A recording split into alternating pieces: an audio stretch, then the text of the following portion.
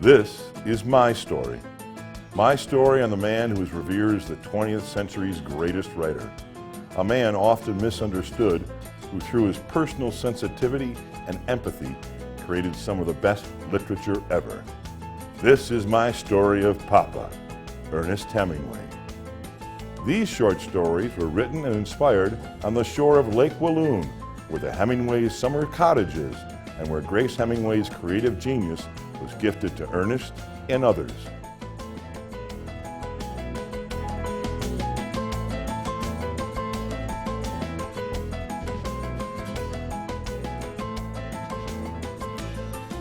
Good morning.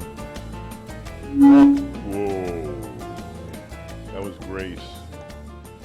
So I studied Hemingway for the last 30 years, and when I graduated from high school, I could hardly read. I'm dyslexic. I can read upside down and backwards better than most people can read normal.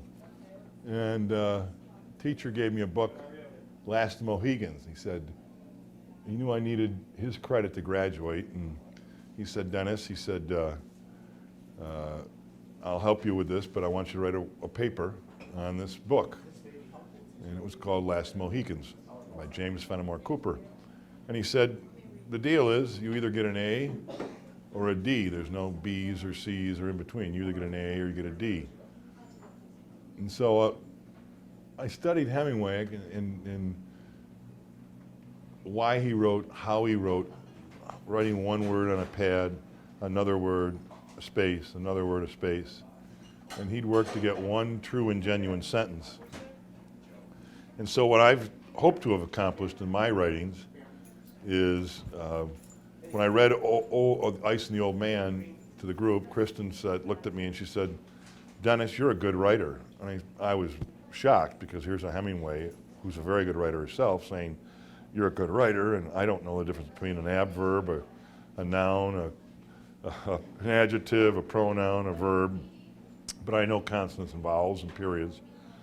And so I said, well, I'm really just an actor who studied Hemingway and really studied how and why he wrote. And as an actor, you read something that someone else has written and you try to bring voice to it. And you try to bring the voice that was written, or if you write it yourself, you try to use your own voice.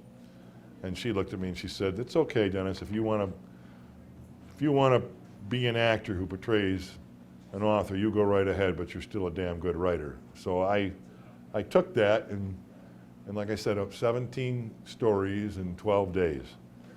This is another story about Dennis Murphy, entitled Crossing the Stream, March 11th, 2022. At the end of the Great Lakes is a large red buoy signifying the main channel of the St. Lawrence River. The Mai Pilar was in sight of that marker. It was the end of the world's greatest abundance of fresh, clean water.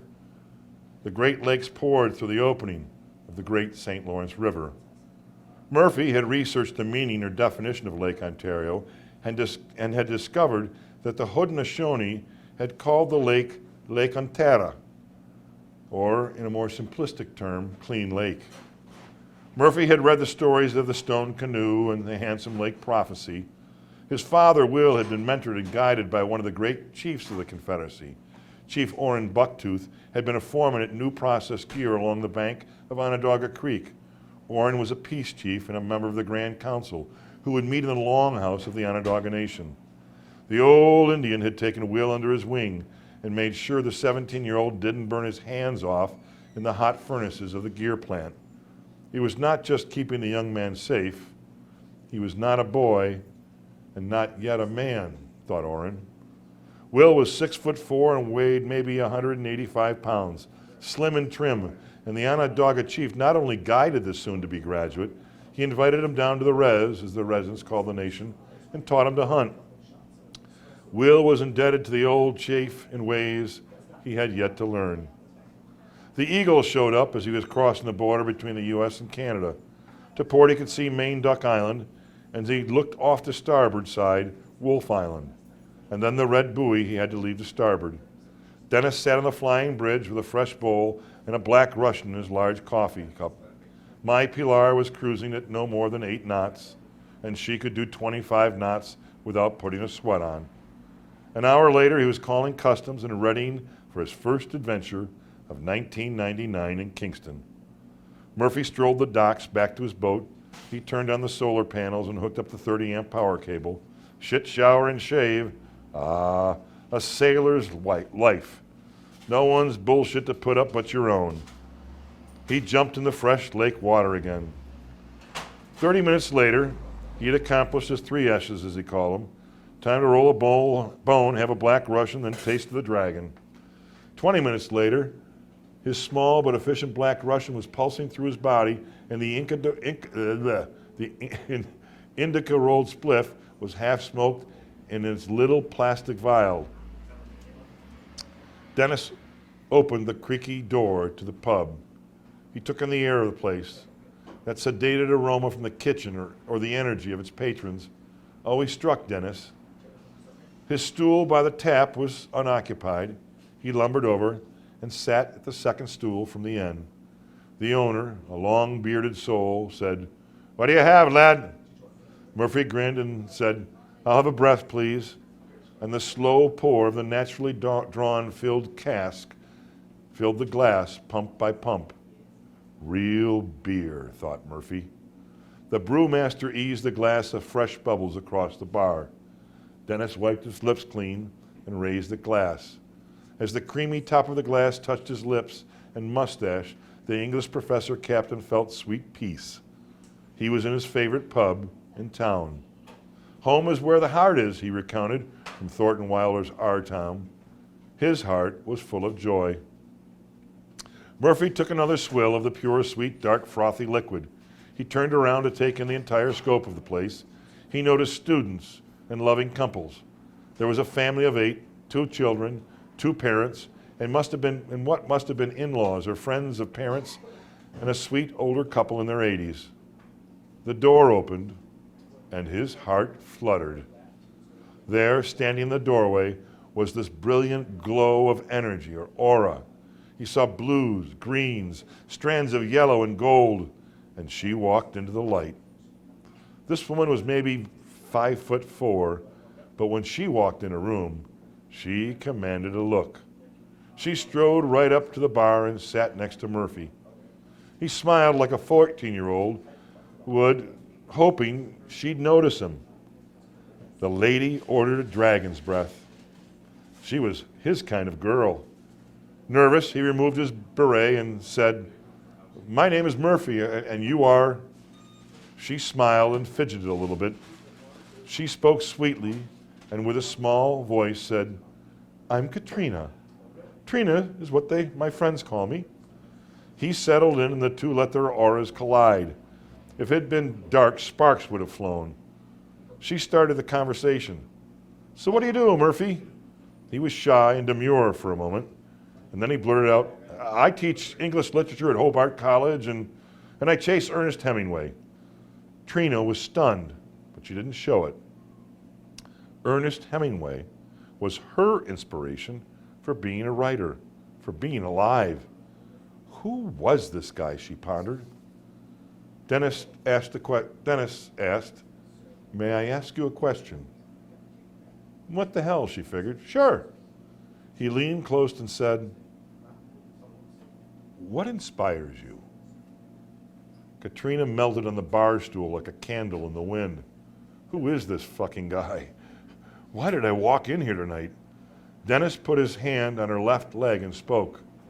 "I actually think we may have met before." That melted the ice and warmed the moment. His hand had touched her.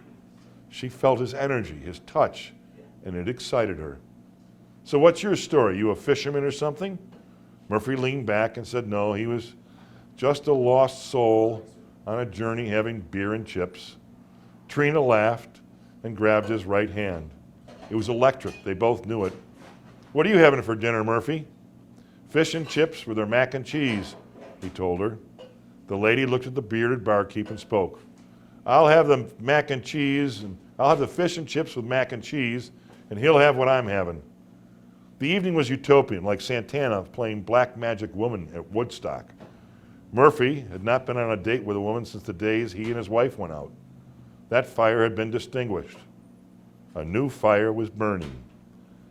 Dennis laid out one of his buddy Bill's pickup lines.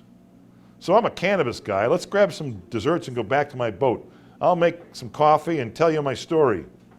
Jokingly, he said, I have ether and duct tape too for fun. Trina slapped him lightly in a humorous way. You silly boy.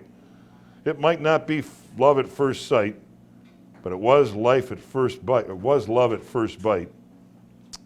You only live once, thought Dennis. They awoke entangled in a passion heap of flesh. She awoke first and tickled his left earlobe. Duct tape and ether, I'll show you. Katrina kissed his neck and earlobes and lips. The bear of a man rolled over to his right and looked deep in her eyes. Dennis had found his first mate. Now he had to figure out how to keep her on the My Pilar. He kissed her again and said, You sleep, princess, sweet dreams. Chivalry was not dead. He stepped through the companionway and filled a bowl. What was once lost is now found. What was once lost is now found. Love was in the air. Dennis wondered if the sweet, sensitive woman was what he had been dreaming about, dreamed of losing the innocence of that first moment a man meets a woman. Damn, life was good. Was she his muse, he wondered and prayed? Murphy's cell phone pinged. He had a text. He lit the owl's head and pulled up the text. It was Jimmy. The text read, Chasing Ernie's trunk, happy face. X marks the spot, right? WTF, you told me to chase my dreams. I am. Murphy laughed and texted back. You go, kid. Find the damn trunk in the stories no one's ever read. Jimmy texted back, I'm sleeping tonight at Shakespeare's. I work here tomorrow from 10 to 2. Living my dream. THKU. Dennis was overjoyed. The kid on the trail of the Holy Grail. God willing, Jimmy would find it himself. Trina awakened. Murphy, have you any coffee, and where's that bowl, she whispered. Murphy fixed a cup of joe from the Keurig and slid it on the bunk next to Trina. The comforter fell as she sat up, exposing her beautiful breasts. He lit the bowl and handed it to her. Trina drew in a long, slow toke, letting the smoke ease from her lungs. She took another sip, put the cup of the coffee on the little shelf next to the V-berth. She was ready to jump his bones again, and she did. Murphy fell back asleep after they made love. When he awoke, she was gone. He felt that deep sense of loss envelop his body. Murphy jumped from the berth and threw on his gym shorts.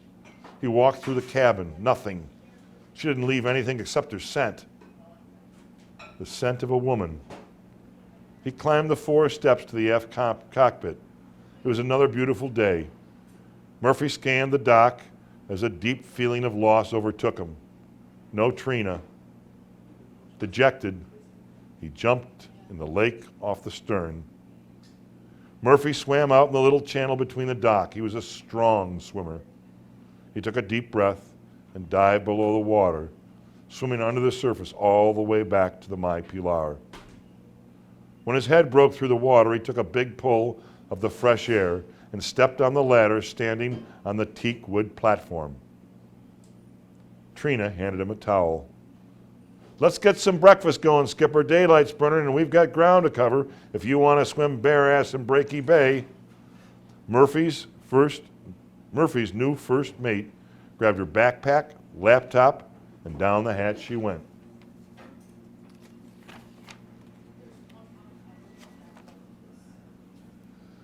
Baked in Breaky, March 12th, 2020. Did the fisherman catch the fish, or did the fish catch the man?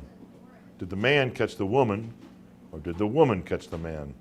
Laughing, Murphy was tending to the lines and readying the anchor. They'd be in Breaky Bay in a half an hour. He turned up and looked at the flying bridge. Trina was at the helm of the My Pilar, her hair blowing in the breeze, with a smile she gave her captain a thumbs up. All good, Skip, we're on course and we're making good time over ground. Hemingway and Pauline. Hemingway and Gellhorn. Papa and Mary. Dennis and Katrina. This must have been the feeling Papa had when he was crossing the stream, and one of the wives was at the helm of the Pilar. Dennis gave her a thumbs up and blew her a kiss. 25 minutes later, My Pilar was easing into the bay. No boats anchored yet. Murphy had not been at the helm since they left Kingston. He had trust building in this woman, of her beauty and her graceful manner. "Oh, Cat, you take her in and I'll drop the hook." Trina had an emotion of days past. Her grandfather, Augustus Jennings, had called her Cat. No one else did. Who was this man of the ages before her? I mean, she was a karma kind of girl, and her karma was good, she thought. The sun was at full peak, beaming down when Dennis dropped trow and jumped in Breaky Bay bare-ass. Trina followed, shredding her bikini top and bottoms. Naked as a jaybird, she dove deep off the stern. They embraced and sunk below the surface of the water, kissing. Slowly they sank. Then they sprang up and breached the surface. They laughed like school kids playing hooky and swimming. A few minutes later, they were making love again, this time on the little sofa in the main salon. The impassioned couple were spent by the time they were finished. "Time for lunch, Skip," Trina exclaimed. She moved to the galley and opened the medium refrigerator. There was turkey from the deli, provolone cheese, Kalamata olives, and romaine heart. She stood there naked in the galley making wraps as Dennis came up behind her. He cupped her supple breast and kissed her behind her left ear. He whispered something in it, and she swatted him away like a fly. Dennis pulled 2 cans from the icebox and cracked them open again. Guinness, a sandwich, and a naked woman. Damn best lunch I've ever had. They finished the lunch. Trina cleaned up and threw on a t-shirt and shorts. Murphy had already up on the cockpit, baiting 2 poles with minnows. Hope she had her fishing license, or her Canadian fishing license. "Hey, Cat, have you got your fishing license?" She grabbed her handbag and whipped out the Ontario license. Lifetime. Not only did he find a first mate, he found a fisherwoman. He wondered who would catch the first fish.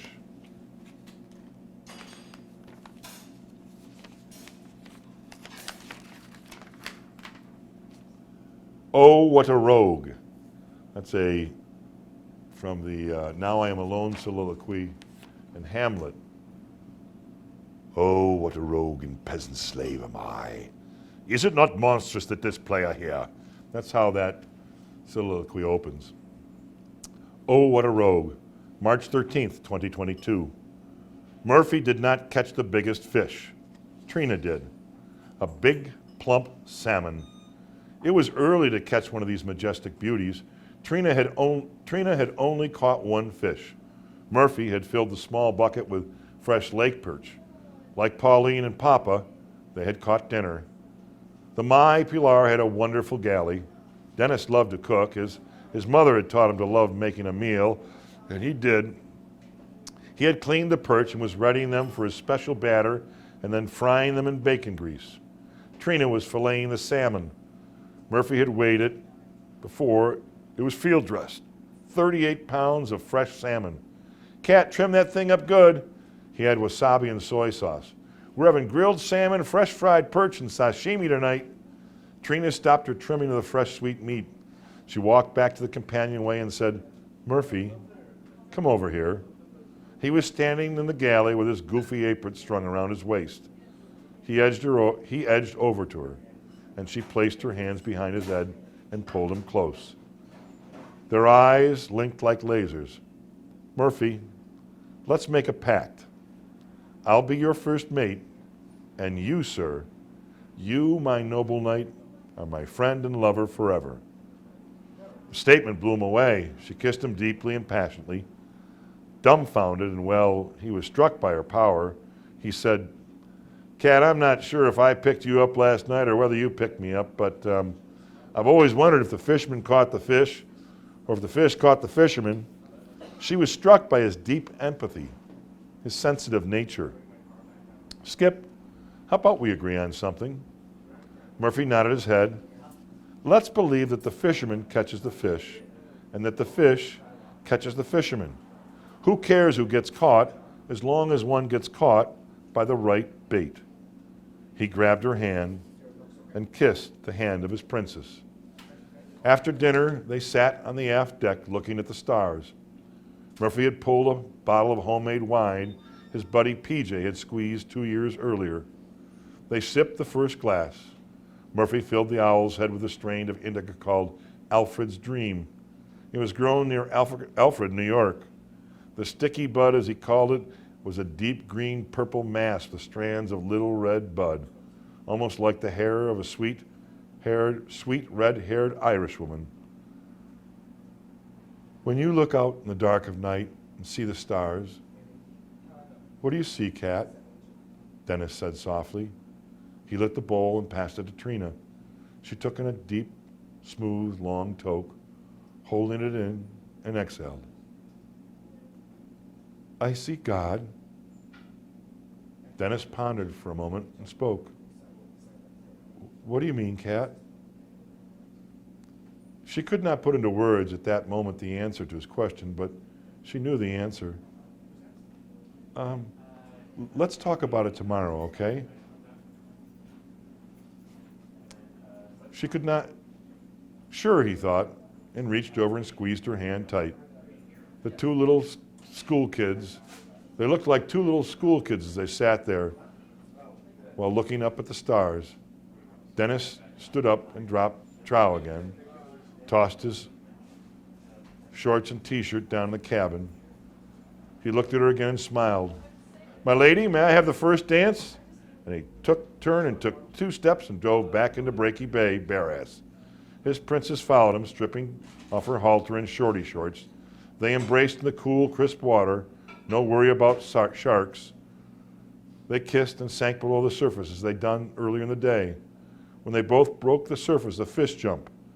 Murphy had found his muse.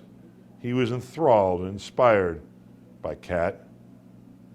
If he had the balls, he'd read her his stories. Which one would he read? This is called Words, Words, Words. That's another line from Hamlet. When Hamlet was up on the parapet walking, he said, words, words, words. Words, Words, Words, March 13th, 2022. Dinner was stupendous.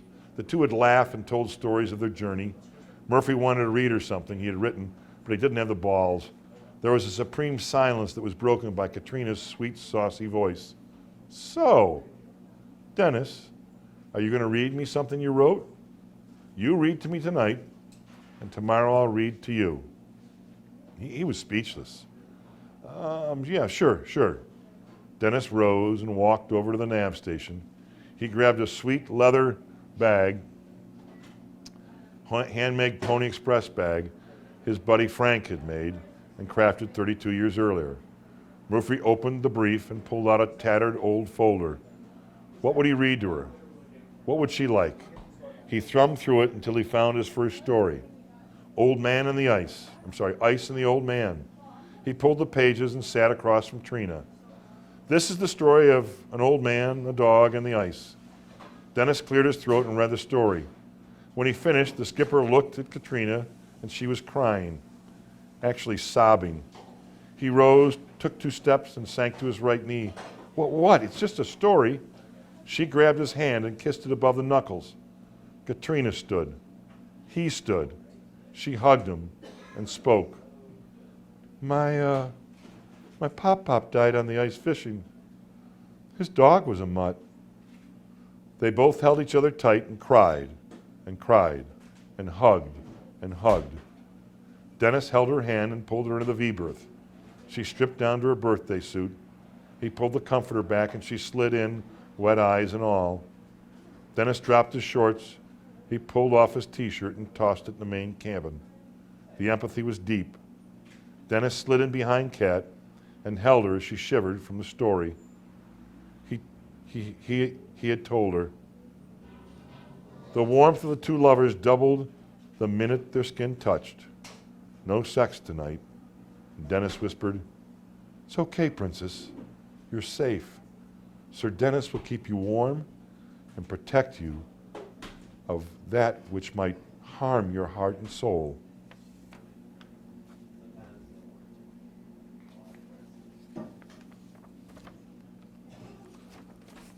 This is the last of the stories that have been written. I mean, there's a few more, but it's called The Play's the Thing. That's another line from Shakespeare's Hamlet. The play's the thing wherein I catch the conscience of the king. The Play's the Thing, March 14th, 2022. He smelled the bacon. Any good carnivorous American male worth two craps loved bacon. Murphy had only stocked the boat with food for one. Today they'd be docked in Gananoque when he'd filled the ship's stores, icebox and fridge. He eased down from the berth into his docksiders. Trina was trimming some salmon in thin slices for sashimi with the eggs and bacon she was whipping up. Dennis stepped to the Keurig and grabbed the little cup thing of 8 o'clock coffee. It was his favorite cup of joe. He reached for the owl's head. He was not where he'd left it the night before. Puzzled, he returned to the galley, and Cat was standing there with a bowl packed fresh with one of his personal stash buds. Hope you don't mind, Skip. I found the Betty's breakfast bud and figured out it was good for morning strain. Murphy smiled and chuckled. This woman knew how to surprise a man, he thought. He lit the bowl and took in a pull and handed it to Trina. She did the same.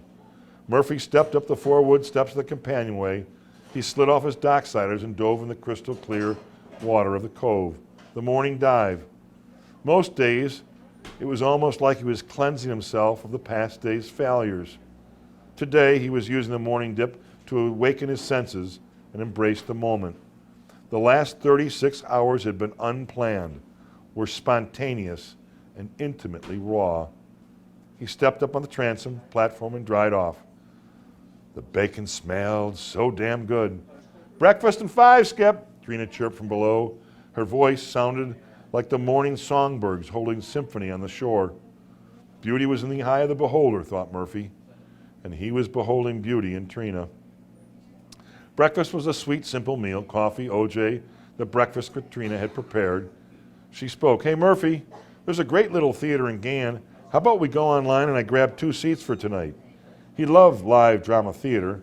Murphy had started his college career going to school for radio, TV, and theater. What's the play about, Cat? He inquired as they finished their juice and coffee. It's called The Glass. She detailed the play storyline. Tennessee Williams and the star of his play Glass Menagerie, Lorette Taylor, battle through the nervousness of opening night. And the world premiere was held at the Waterfront Playhouse in Key West, she detailed. That's pretty damn karma cool, Cat. I'm in. The couple were headed to a new port in their first date. Murphy ready to Pilar for the next voyage. It was only about 30 minutes to Gann, a little artsy town on the Canadian side of the St. Lawrence River, just above Alexandria Bay. There was a great little pub in town. The Old English Pub was a warm space with great food and a good selection of beers. Murphy grabbed the cushion and stuck it up on the foredeck below the flying bridge for Trina to chill and sun herself. He would be on the helm today. Murphy settled in the bench seat of the aft cockpit. He was journaling. Katrina stepped up in her bikini top and those short jeans. She looked fine and dandy. He spoke. So, what are you going to read to me, Princess? In her hand, she held a little notebook, one of the many she possessed. Trina did not read her writings to others. She was a bold woman, but her thoughts and dreams on paper, she was as shy as a schoolgirl. I have some poems if you'd like me to read them, she said. It was a pristine, quiet, and soft morning in Breaky Bay. She read 4 poems. One made him laugh and smile. One made him question his morality. One, the sorrows of lost love. And the last was touching his heart. Murphy teared up, so raw and defenseless. He sat there saying nothing. Well, Skip? Trina inquired. He was struck again by Trina's aura glowing in the sun, the blues, greens, and gold. Murphy eased off the bench, sat next to her and clasped her hand and smiled. You, Princess, have a beautiful way with words, like a painter putting brush to canvas. They both knew something wild and weird and special was being born on this journey. Murphy told her that he'd be on the helm of the My Pilar to Gann, and she could sun and read on the foredeck. As the cruiser slipped from the cove, Dennis wondered if this is what Papa saw when he looked down at Pauline laying on the floor deck of the real Pilar, sunning, reading, occasionally glancing up at her captain. He was in awe of her command and power. An hour later, he eased the craft into the slip at the public marina. Most powerboaters docked stern in. Dennis was not your normal stinkpot captain. He preferred bow in and aft facing the channel. A better view and more chances to swim bare ass. So Hemingway, thank you. Hemingway wrote a play, it's called Papa, An Evening with Ernest, where I portray Ernest on the veranda of his home in Fincavigia. It's a play that can be done alone or with a young female reporter asking the questions that are not written in the play, but one could discern are the questions from the play. And this young reporter is from Petoskey, Michigan, which is where I was 2 weeks ago this weekend. And her name is Michelle Johansson. March 14th, 1954. Dear Mr. Hemingway, it is with great pride and interest that I write you from Petoskey, Michigan, where I live and work as a young reporter and aspiring author. This passion for writing was born, I believe, from the first time I read the Nick Adams stories growing up here as a young girl. You see, I dreamed then that I had accompanied Nick on his many journeys here and in your stories. It was the energy, exploration, and youthful exuberance that made me fall in love with the adventures in Nick. In high school English, I learned that you, in fact, had started your writing career professionally as a cub reporter on the Kansas City Star. Upon hearing that knowledge that night at dinner, I told my parents that I, too, wanted to be a reporter like Hemingway. Always supportive, they both told me I could be that, or anything my heart and mind desired, as long as I had a passion for that profession and was dedicated to learning how to be the best at my craft. It can seem funny now to me, however, as a 27-year-old woman who works 50 hours a week researching facts and stories for our local newspaper, I know now that I have much, much more to learn to be creative and a valued author. You have inspired me, sir, to learn more about how to craft words and thoughts from which come from my brain into sentences, paragraphs, and verse that will intrigue the reader to want more. It is the reason that I'm writing you with a simple and deeply personal request. I'm traveling to Key West and then to Cuba on my vacation this year, and was hoping, and yes, praying, that you might provide me an afternoon to ask you about Nick Adams, how you found his character and voice, his passion for the outdoors and life in general. I'll be in Havana May 25th through the 29th. My dad used to take me fishing and hunting with him in all the places I dreamed Nick might have walked, fished, hunted, and hiked. I wasn't much of a fisherman, but I did love joining my father on those father-daughter days. I know my request may not be something you may not have time or interest in, and I thank you for taking time to read my letter. Yours truly and genuinely, Michelle Johansson. So my concept here is Hemingway falls in love with this girl just from the letter. She signs it true and genuinely, which are the two most important words to him, the true gen. A couple of biographies, in fact, one I think was by Hotchner, was written about true gen. But he references, or she references the, the Nick Adams stories and all that. So I'm going to read a couple of quick scenes from the play that I think are important, especially in this moment. Take a moment to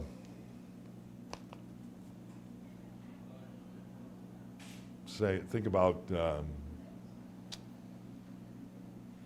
young women and children in the Ukraine who are facing this war on this Sunday. And if you could just bow your head and a little thought or prayer for peace.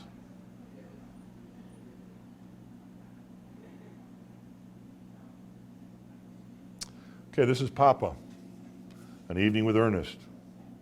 Listen, if you want me to tell you my story, then you better keep sipping because I don't drink alone, at least not usually.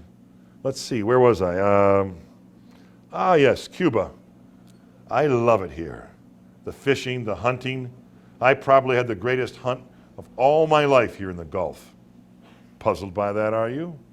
Well, my greatest hunt was for one of the greatest predators of the 20th century, a killer of men and young boys and of dreams for a better world. You've probably heard that I was refused service to my country in World War I.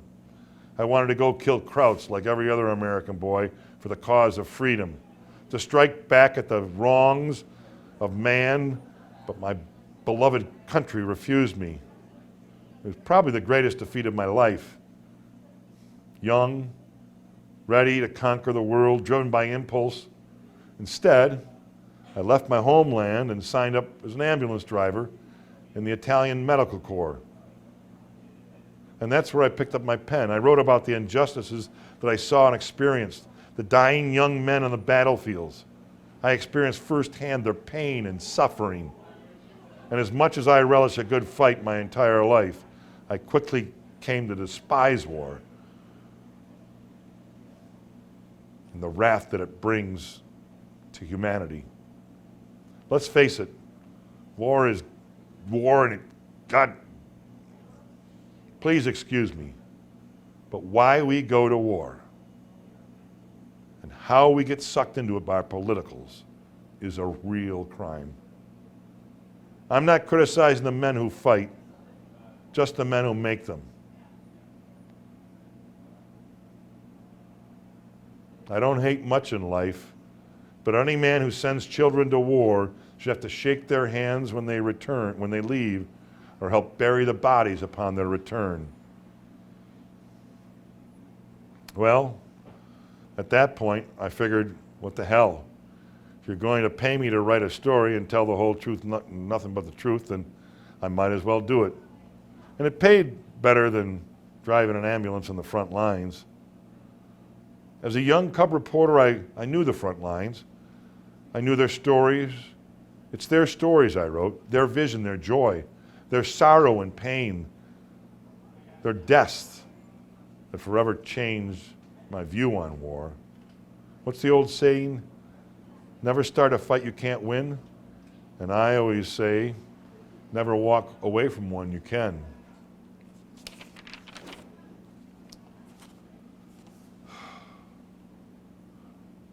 God, I love life. You know what I mean? Hell, I get up in the morning every day at 5 a.m., good buzz or not, and write. It's what I do. I write what my visions are in my head, my soul, and what in my heart, and what I've come to know. That's why writing like life is so frustrating at times. In life, to live it to the fullest, you have to be in the moment. A writer not only needs to be in the moment, he needs to be immersed in the moment, describing every nuance, every scent in the air, every touch of his fingertips, every step on the earth. Hell, a writer must expand on the moment. That's why the fun of telling a story, unveiling the truth of the moment. You write about it, and it's not just about fact or fiction, because they're both the same, someone's view of the moment. You want to know what? Well, that's actually, let's just put it this way. The end usually starts at the beginning, and the beginning starts at the end. God, you're going to make me think, aren't you?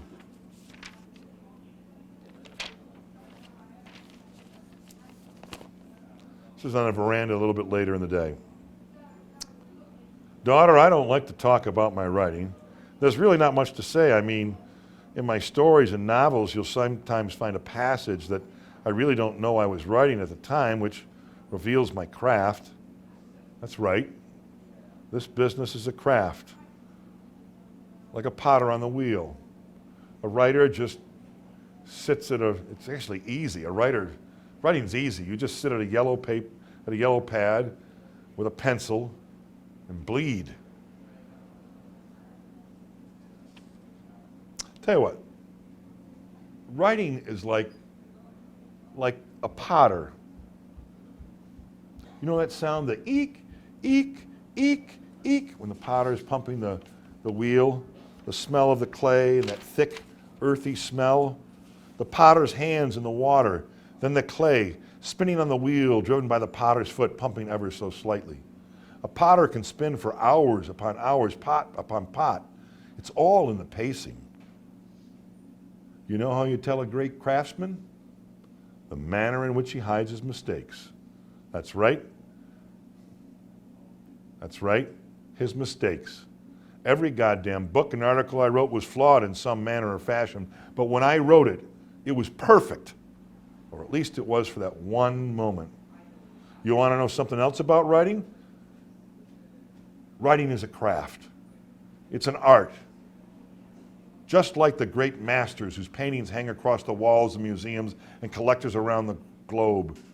In the Nick Adams stories, I wrote that Nick, in his ultimate creative experience, was like Cezanne or Monet, whose eye was on every living thing, every sense describing every moment, every page by page, chapter by chapter. It's like Mozart, or was it Beethoven? One of those men of musical art was damn deaf, yet he created some of the most beautiful orchestrations and symphonic standards still in existence today. This deep passion. That's what writing is like. You're observing every essence of every moment, observing what your eye would see and your nose would smell and your feet would stand on and your skin would feel and your mouth would taste. It's the sounds that you hear. I'll tell you what, close your eyes. Come on, close your eyes. Everybody close your eyes. Close your eyes. Come on, play with me a little bit. Close your eyes. Now breathe in deeply through your nose. Let it out. More in your nose and out. Now I want you to go to your favorite place, space, or moment. Come on, play with me. Breathe. Can you see it? Really be present with that moment. What do you see? Look all around. What does it look like? Come on, you can do it. Play with me for a moment. Close those eyes. Now smell the air. What did it smell like? Can you smell it? Now listen.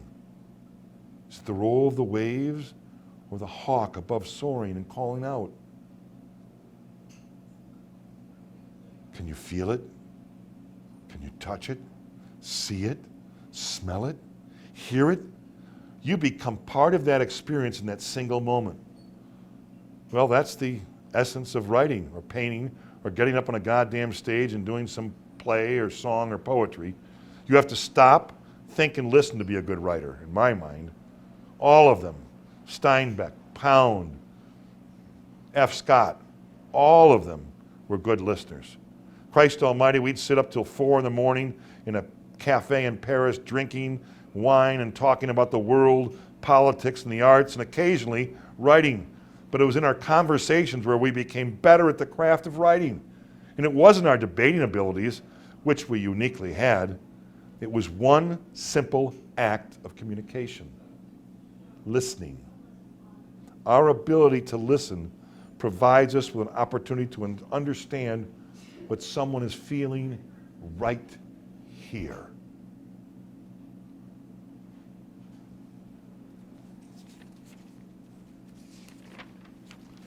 All right, let's see here. One more in here. Let's see here. Where is it here?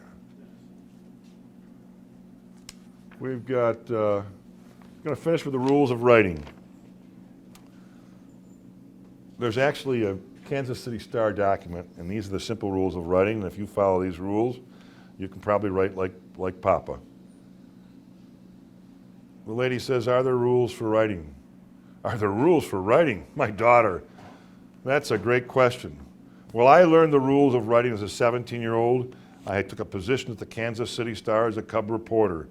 The editor, who was my boss, handed me the Star writing guidelines, and I was informed to follow it to the letter. Young and knowing I knew nothing about writing, I took it, and to this very, very day I follow it. It's not a secret. Truly, these 4 rules are common sense for anyone who writes. Numero uno, keep your first sentence short. Number 2, the second rule is pretty much a repeat of the first rule, only keep your first paragraph short. You must ease the writer into the story and the image you are painting with the words with which you create. Now, in The Old Man and the Three, in The Old Man and the Sea, I worked on a little vision, and I worked on it for a while. He was an old man who'd fished alone in a skiff for 84 days without taking a fish.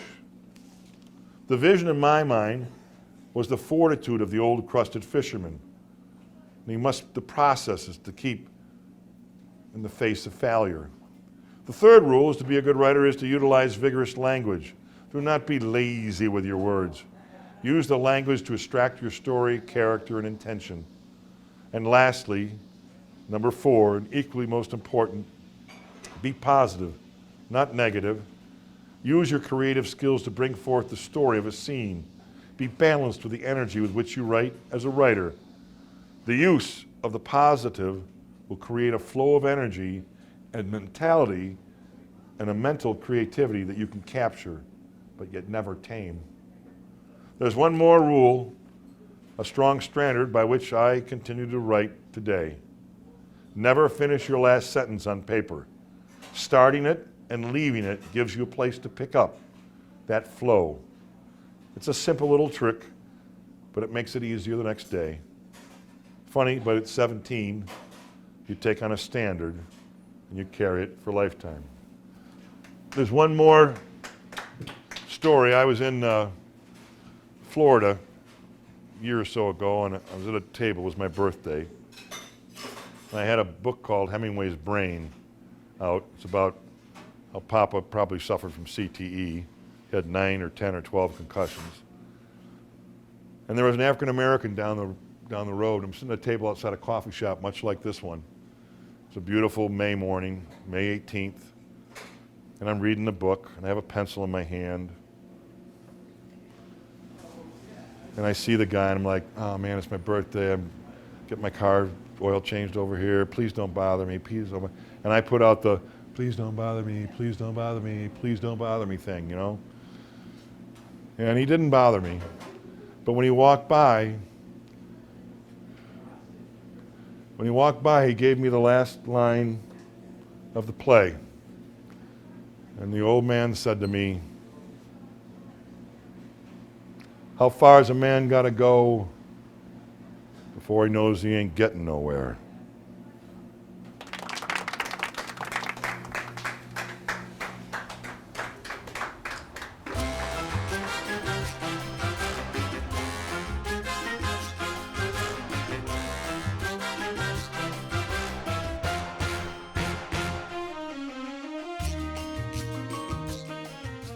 The Ice and the Old Man,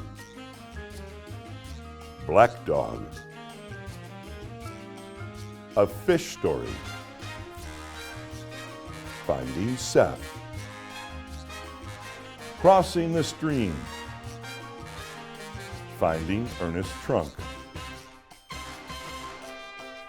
These stories and more are brought to you by the Sustainable Press and 7gen Marketing and Branding. Stories written in the style of Ernest Hemingway, authored by Dennis S. Brogan, who reads his own words. A one-man show featuring the author and actor Dennis S. Brogan portraying Ernest Hemingway in Papa, An Evening with Ernest. In the play, Ernest hosts a young female reporter from Petoskey, Michigan, who's seeking the answer to her wonderment of the Nick Adams stories. Would Hemingway share his skills of writing and his rules for writing, his passion for the written word? Hemingway shares his craft on the veranda of the Finca in Cuba. Writing is easy. You just sit down with a yellow pad and pencil and bleed.